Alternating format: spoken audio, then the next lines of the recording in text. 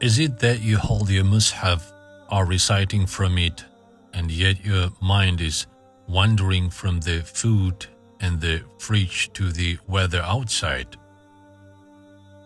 You are unaware of what you are articulating and can't just focus. If so, this piece of writing is intended for you. Reciting the Qur'an is a source of barakah, and as we know, barakah is a key to productivity.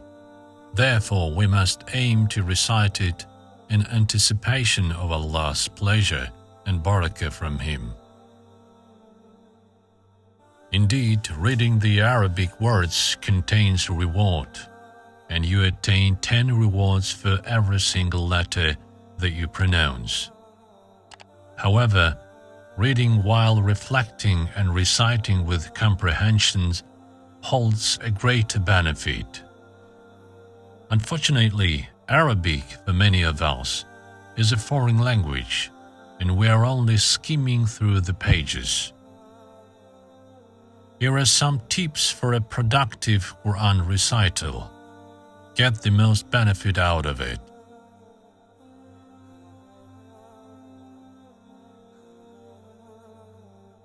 First, choose a hassle-free time when your brain is unsullied and free from the clutters and chatters of everyday life.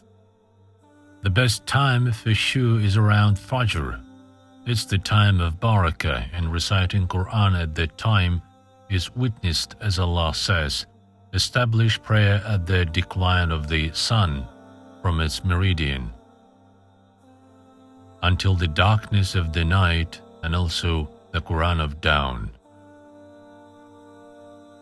Indeed, the recitation of dawn is ever witnessed.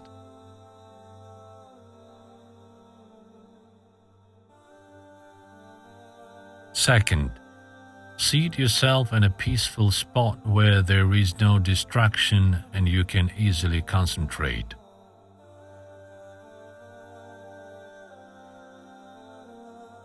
Third, say the ta'awuz with complete presence of mind. These words shouldn't be coming out as a routine practice. Rather, say them mindfully. Aim at the shaitan and knock him out.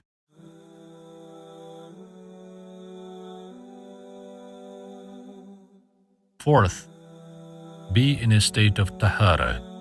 A wudu done well really helps attain khushu'. Make wudu with the intention of reciting Qur'an.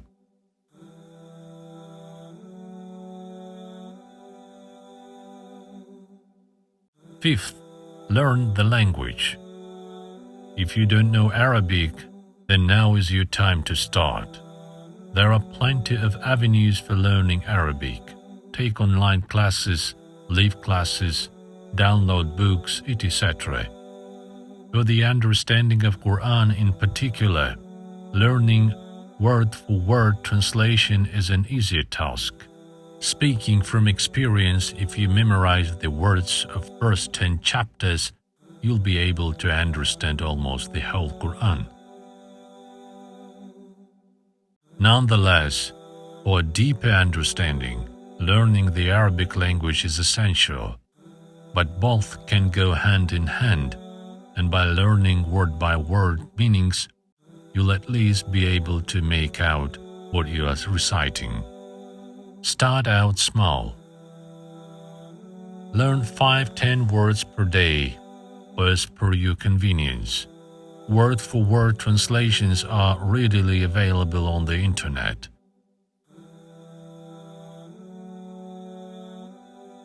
Sixth, tartil, reciting in slow, measured tones. Allah says in Surah Mudhammil, or add to it and recite the Qur'an with measured recitation. Qur'an chapter 73, verse 4. The Arabic word used in this ayah is tartil, which means slow measured tones.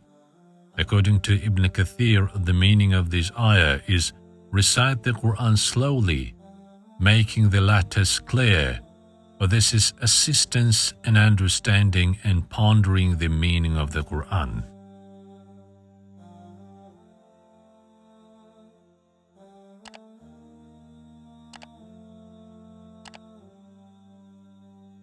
Recite distinctly without any haste and pause after every verse, taking your time to thoughtfully ponder and consider the meaning of the words you are uttering.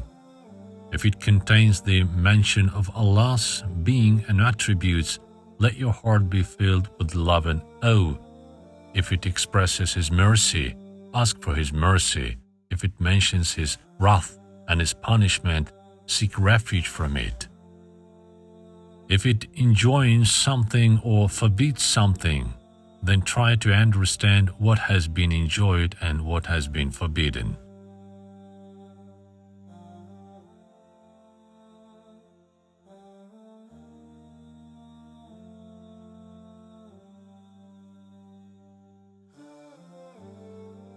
Once Salama was asked about how Muhammad recited.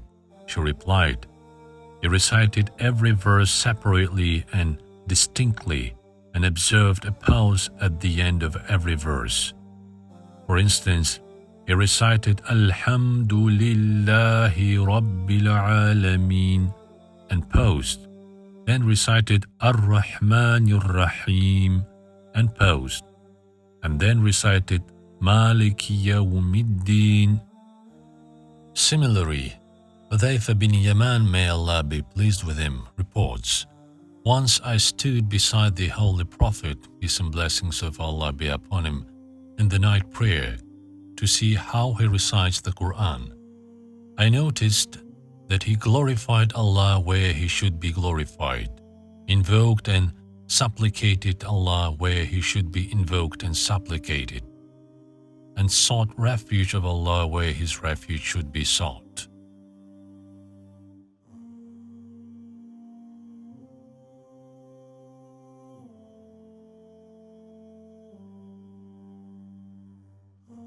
Seventh, keep reverting. As you try to focus on your recitation, Shaitan is bound to interrupt and lead your thoughts away.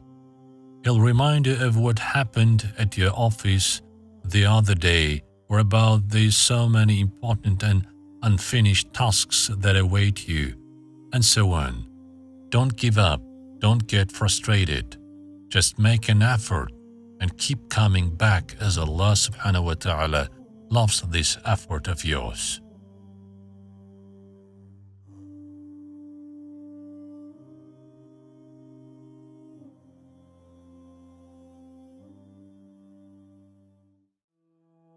Eighth, set goals for practicing.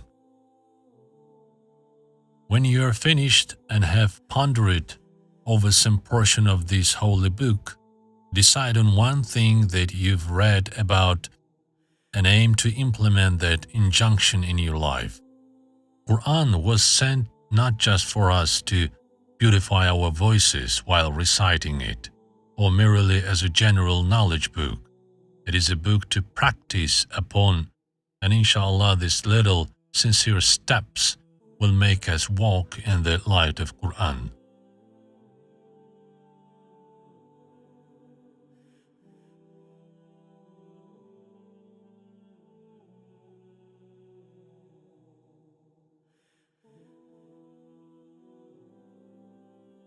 The above mentioned are just a few tips for spending quality time with the most trustworthy and supportive companion, a companion we truly need every day of our lives, to guide us, to soothe us, to reassure us. In the end, always remember this ayah of Surah Yunus, O mankind.